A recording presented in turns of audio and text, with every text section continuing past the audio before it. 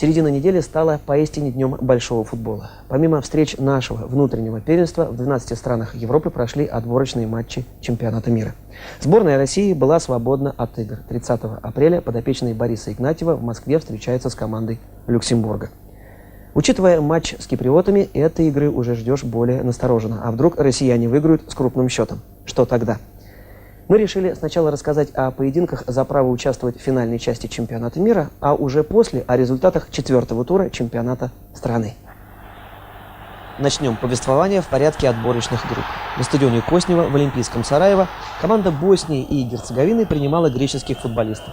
Хозяева поля все делали старательно, даже очень, но им не везло. Греки играли явно на ничью, но им повезло. 1-0, и сборная этой страны возглавила первую отборочную группу. Еще две команды из бывшей Югославской республики, Хорватии и Словении, играющие в этой же первой подгруппе, встречались между собой. Хорваты, оставившие заметный след после выступления на Евро-96, вроде бы были должны легко разобраться с аутсайдером. И поначалу все располагало к этому. Голевой почин Роберта Просонечки поддержал капитан команды Звонимир Бобан. 2-0. 16 тысяч болельщиков, пришедших на стадион в Сплите, весьма спокойно отреагировали на первый ответный мяч. А зря.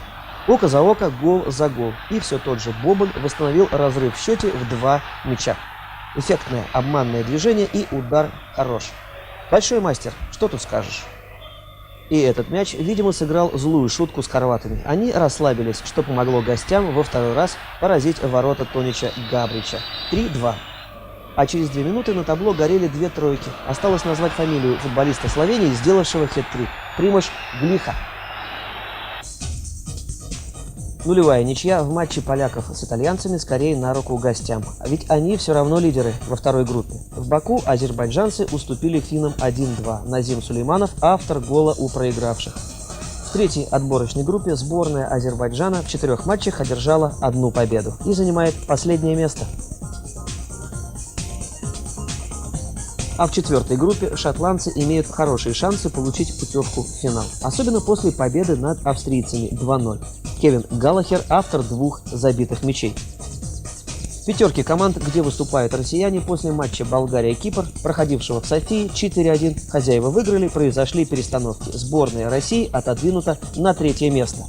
Но мы сыграли на матч меньше, чем израильтяне, так что есть шанс. Чехи, вице-чемпионы Европы, во 2-й раз проиграли югославам. И этим поражением поставили себя на край пропасти. Шансы поехать во Францию ничтожно малы. После 4 игр в активе 4 очка. Педрак Миятович со штрафного вывел гостей вперед. Матч проходил в Праге. Не использовав ряд выгоднейших моментов, Радек Бейбл все-таки нашел путь мячу в сетку чужих ворот. Ничья 1-1. Синица в руках или журавль в небе. Слободан Сантрач, тренер югославов, выбрал птицу побольше. Он сделал 2 замены, и один из игроков, вышедших на поле, стал автором победного гола. 2-1. Уж сколько раз твердили миру: не забиваешь ты, забьют тебе. Голландцы слишком расточительно разбрасывались моментами в игре на выезде с турецкой командой. Только Патрик Клайверт мог пару раз заставить арбитра показать на центр поля. Турки терпеливо ждали своего счастливого мига. И дождались. На 52-й минуте Хакан четко распорядился мячом. Впрочем, в этой игре могла бы быть и ничья. Попади Кларенс Зейдорф с 11-метровой отметки в ворота. А так 0-1. Когда гость забивает быстрый мяч, для хозяев есть только одно утешение. Впереди еще достаточно времени, чтобы отыграться. Сборная Македонии имела 82 минуты во встрече с ирландцами. И этого вполне хватило даже на больше. Правда, 2 гола случились после пенальти, назначенных за одинаковое нарушение, игру рукой.